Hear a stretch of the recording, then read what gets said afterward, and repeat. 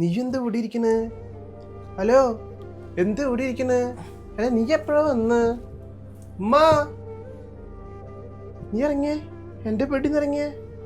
ഞങ്ങൾ കുറച്ചേരം എത്തിയിട്ട് മാമ പറഞ്ഞ് നിങ്ങൾ കല്യാണത്തിന് പോയിന്ന്.